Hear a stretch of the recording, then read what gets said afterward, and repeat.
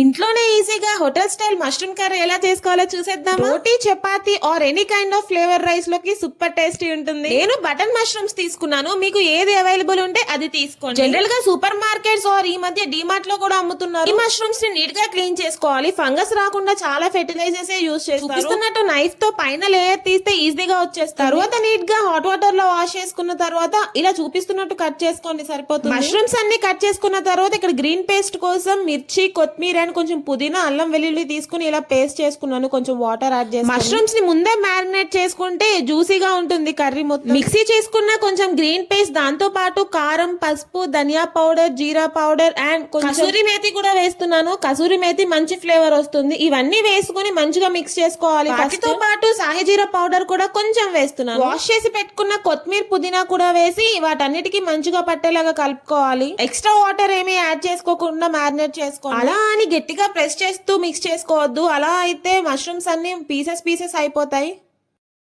మసాలాస్ అన్ని వేసుకున్న తర్వాత మంచి కలర్ఫుల్ గా ఉంది కదా చూడడానికి. కొంచెం వెడల్పుగా ఉన్న దాంట్లోనే కలుపుకోండి. ఇలా చిన్నగా ఉన్న దాంట్లో ఇలా కలుపుకుంటే మొత్తం పీసెస్ అయిపోతాయి మష్రూమ్స్. ఇలా కనిపిస్తున్నట్టు మష్రూమ్స్ కన్నీ మసాలా మొత్తం పట్టిన తర్వాత లాస్ట్ లో కొంచెం కర్డ్ యాడ్ చేస్తున్నాను. ఈ కర్డ్ యాడ్ చేసుకోవడం వల్ల కర్రీకి మంచి టాంగినెస్ వస్తుంది అండ్ ఆ గ్రేవీ కూడా సాఫ్ట్ గా ఉంటుంది. పెరుగు కూడా వేసుకుని మళ్ళీ ఒకసారి కలుపుకోండి. ముందే పెరుగు వేసేస్తే ఈ మసాలాస్ అన్ని పీసెస్ కి పట్టవు, అందుకే లాస్ట్ లో వేస్తున్నాను. ఇలా మ్యారినేట్ చేసుకుని మీకు టైం లేకపోతే ఒక 5 minutes సైడ్ కి పెట్టుకోండి, సరిపోతుంది. తర్వాత 3 onions తీసుకుని చిన్న పీసెస్ గా కట్ చేసుకున్నాను. నెక్స్ట్ ఇక్కడ గ్రీన్ చిల్లీ స్లిట్ చేసి పెట్టుకుంటున్నాను. వాటి తర్వాత 3 tomatoes ని వాష్ చేసుకుని వాటిని కూడా చిన్న పీసెస్ గా కట్ చేసి పెట్టుకుంటున్నాను. ఇలా ముందే ఇంగ్రీడియంట్స్ అన్ని రెడీగా పెట్టుకుంటే కర్రీ త్వరగా అయిపోతుంది. ఇలా ఇంగ్రీడియంట్స్ అన్ని పెట్టుకున్న తర్వాత స్టవ్ పైన పాన్ పెట్టుకుని దాంట్లో కొంచెం ఫస్ట్ సాయి జీరా వేసాను. తర్వాత స్లిట్ చేసుకున్న గ్రీన్ చిల్లీ ఉన్నాయి కదా, దాన్ని కూడా వేసి కొత్తిమీర, పుదీనా వేసి ఆయిల్ లో ఫ్రై చేసుకుంటున్నాను. నెక్స్ట్ కట్ చేసుకున్న ఆనియన్స్ కూడా వేసేసి తర్వాత కొంచెం పసుపు, ఉప్పు కూడా వేసి మిక్స్ చేసుకుంటున్నాను. ఆనియన్స్ మరీ బ్రౌన్ గా వేగాల్సిన అవసరం ఏం లేదు, కొంచెం వేగితే సరిపోతుంది. ఆనియన్స్ వేగిన తర్వాత కొంచెం అల్లం వెల్లుల్లి పేస్ట్ కూడా వేసేసి వేపుకుంటున్నాను. అల్లం వెల్లుల్లి పేస్ట్ పచ్చివాసన పోయేంత వరకు వేపుకున్న తర్వాత ముందే కట్ చేసి పెట్టుకున్న టొమాటో పీసెస్ ఉన్నాయి కదా, అవి కూడా వేసేస్తున్నాను. టొమాటో పీసెస్ సాఫ్ట్ గా అయ్యేంత వరకు వేపుకోవాలి. అవి కొంచెం సాఫ్ట్ గా అయిన తర్వాత నేను 1 teaspoon కారం వేస్తున్నాను. కారం కొంచెం చూసుకుని వేసుకోండి. ఆల్రెడీ మ్యారినేషన్ లో 1 tablespoon వేసాను. 1 tablespoon ఆఫ్ కారం వేస్తున్నాను. మళ్ళీ ఎక్కువైపోతుంది, చూసుకొని వేసుకోండి.